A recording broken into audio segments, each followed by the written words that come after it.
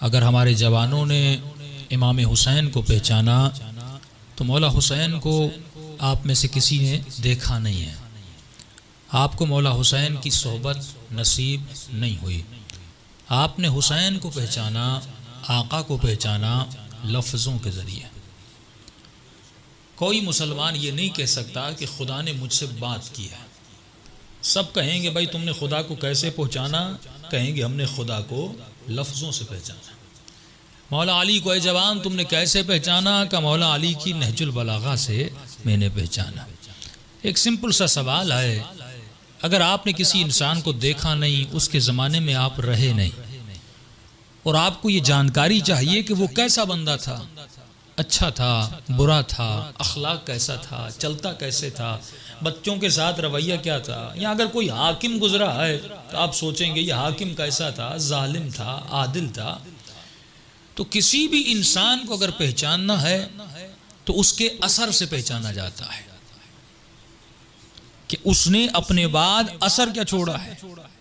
अगर अच्छा असर छोड़ा है तो पता चलता है उसका अमल अच्छा था। अगर बुरा असर छोड़ा है उससे पता चलता है उसका असर, उसका अमल बुरा था। तो अगर कोई जवान ये कहे कि मुझे मौला अली को पहचानना है, कैसे पहचानेगा मौला अली को? तो हम कहेंगे मौला को अगर पहचानना है तो मौला के कलाम से पहचानो। अगर मौला की तकवा देखनी है तो नहजुल बलागा पढ़ लो। अगर मौला का अखलाक देखना है तो कलाम अली को परख लो। अगर तुझे अक्ल अली को देखना है कि अली कितने अक्लमंद थे, मौला अली की नहजुल बलागा में हिकमतें हैं, उनको पढ़ लो। भाई और आसान कर दूं, अगर कोई जवान कायद आजम को पहचानना चाहता है कैसे पहचानेगा? कहेगा मौलाना कोई टीवी हो, कोई उसकी फिल्म हो, कोई उसकी तकरीर हो, या कोई बुक हो, किसी ने उसके साथ सफ़र किया हो तो लियाकत अली से पूछ लो, फलां से पूछ लो, तो वो बताएंगे कायद आजम कैसा था। ये बिल्कुल सिंपल वह है। लेकिन एक अलमिया हुआ आलम इस्लाम में। वो अलमिया ये था कि लोगों को सोर्सेज नहीं दिए गए कि ये किसी को पहचान सकें। मिसाल के तौर पे किसी को जानना है कि यजीद कैसा था, आपको सोर्सेज से रोका गया, मनाबे से रोका गया। अब सीधी बात है, यजीद कैसा था किसी कैसेट में तो है नहीं, किसी फिल्म में तो है नहीं। मैं कैसे पहचानूंगा? जब तारीख पढ़ूंगा, जब हिस्ट्री पढ़ूंगा, जब रिवायात पढ़ूंगा, तो आपको करबला का वाकया नजर आता है कि एक शख्स है जिसने करबला में इतना जुल्म किया है। हा? इस वाकये को आपने लफ्जों में सुना, देखा नहीं है। मिंबर से लफ्ज बयान होते हैं, जब इन लफ्जों को सुना तो आपको पता चला अरे कितना जालिम था, कोई 4 साल बच्ची को तमाचे मारता है। आपको उसके अमल से पता चलता है अरे कितना बेदीन था। क्या कोई नबी की नवासियों की चादरें लूटता है? क्या कोई नबी के नवासों को शहीद करता है? जिन नवासों के लिए कहा जाए इन्नल हसन वल हुसैन सैयदा शबाबे अहलिल जन्नह, ये सुन्नत की किताबों में मौजूद है कि हसन और हुसैन जन्नत के जवानों के सरदार हैं। वह अबू हुमा, और उनका जो बाबा है वो उनसे भी बेहतर है। ये कहां पर मौजूद है? किताबों में।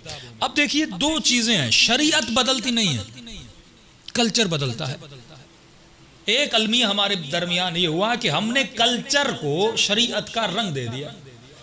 आज सिर्फ इशारे कर रहा हूं, कल की मजलिस में इसको खोलता जाऊंगा। पहला मसला कि मुसलमान तारीख नहीं पढ़ता। दूसरा मसला, मुसलमान ने कल्चर को शरीयत बना दिया।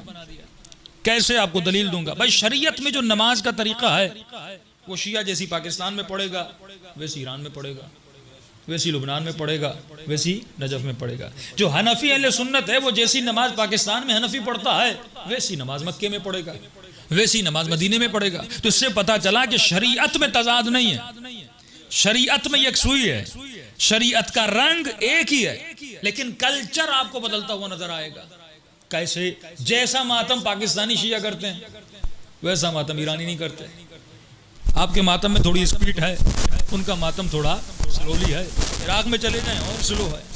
मसलन यहाँ आज़ादारी करने के लिए कोई जंजीरजनी करता है, इराक चले जाएंगे वहाँ कमज़नी की जाती है। तो आप देख रहे हैं कि कल्चर हर जगह का बदला हुआ है। अब लोगों ने क्या किया? इस कल्चर को शरीयत बना दिया। जब हमने मिंबर से ये कहा भाई कल्चर तो बदलता है, जब इस कल्चर में तुम्हारे कपड़े बदल गए, तुम्हारा हेयर स्टाइल बदल गया, तुम्हारी दाढ़ी का स्टाइल बदल गया, तुम्हारी कपड़े के पहनने के सहने तरीके बदल गए, उसमें जिद क्यों नहीं करते कि वही तरीका अपनाओ जो 10 साल पहले था? आज तो कोई नहीं कहता भाई वो तरीका अपनाओ जो 100 साल पहले था। लेकिन ये जिद किसमें है? आजादारी में, कि मुझे आजादारी की रस्म को नहीं बदलना, जो रस्म में 50 साल पहले करता था वैसे ही करूंगा। हालांकि अक्ल कहती है जवान तुम्हारे कपड़े बदल गए, दाढ़ी का स्टाइल बदल गया, हेयर स्टाइल बदल गया, तो हुसैन की आजादारी के तौर तरीके तो क्यों नहीं बदलता? वक्त के साथ ये भी तो बदलने चाहिए ना, क्योंकि पहले टीवी नहीं थी, रेडियो नहीं था। अच्छा, हम जुलूस निकालते क्यों हैं? अगर मुसलमान क्यों को समझ जाए, परवरदिगार आलम इंसान की फिक्र को मुतनब्बे करता है, फरमाता है वमा खलक़तुल जिन्न वल इंसा इल्ला लियअबुदून, आए मेरे बंदे इस क्यों को सोच, मैंने तुझे खल्क क्यों किया? तू इज्जतदार है तो क्यों है? एक कुत्ता रोड पे मर जाए कोई उसको दफन नहीं करता, कोई उसके बारे में सोचता नहीं, लेकिन वाजिब है किसी इंसान को मरता हुआ देखो, गुस्ल भी वाजिब है, जनाजा भी वाजिब है। क्यों? क्योंकि ये बदन उसका बदन है जिसके वजूद में रफ़क़तु मिन रूही की रूह है, जिसके वजूद में रूह इलाही है, तभी इस बदन को इज्जत मिली, वरना बदन की कोई कीमत नहीं है। यही आंखें, यही जबान, यही कान, यही गोश्त, यही हड्डियां, यही रगें, यही खाल तो हैवान को भी मिली है। लेकिन इंसान तो अजीज क्यों बना?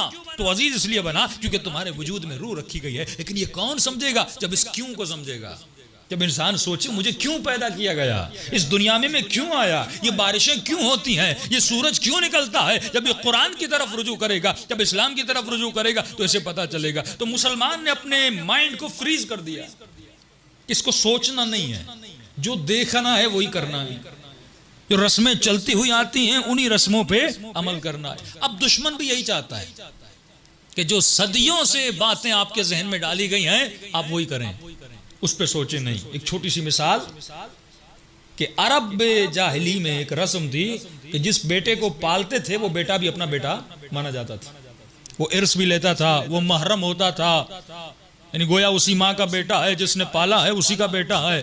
उससे अगर वो शादी करता तो उसकी बीवी से जिसने इसको पाला है वो शादी नहीं कर सकता, क्योंकि सारे वही थे, महरम का दर्जा देते थे।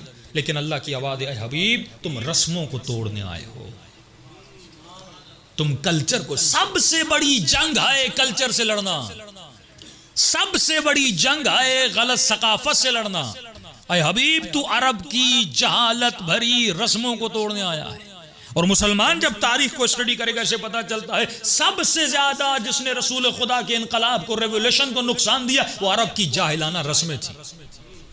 अगर ये अपने तासुब से निकलता, अगर शेखुखियत से निकलता, अगर कबीला परस्ती से निकलता, कभी भी इस्लाम का हाल ये न होता कि 60 साल बाद करबला में नबी का नवासा कत्ल कर दिया जाता है। लेकिन मुसलमान के जूं तक नहीं होती, उसे परवाही नहीं कौन कत्ल कर दिया जा रहा है। सवाल ये नहीं कि यजीद खलीफा क्यों बना, वो तो एक बादशाही सिस्टम मौदूद साहब ने कहा चलता हुआ आ रहा था। सवाल यह है कि यजीद खलीफा बन गया और लोगों ने एक्सेप्ट कर लिया। ये मकाम ताज्जुब है, कोई फासिक कोई फाजिर मिंबर पर आए और किसका मिंबर, रसूल खुदा का मिंबर आए, उस पर बैठ जाए और ऐलान खिलाफत करे, उम्मत पूछती नहीं है, उम्मत सवाल नहीं करती, अरे किसी फासिक को कैसे मान सकते हैं। और उस जहालत भरे मुआशरे में अगर मोहम्मद की तरह कोई मोहम्मद उठता है तो उसका नाम हुसैन इब्न अली है।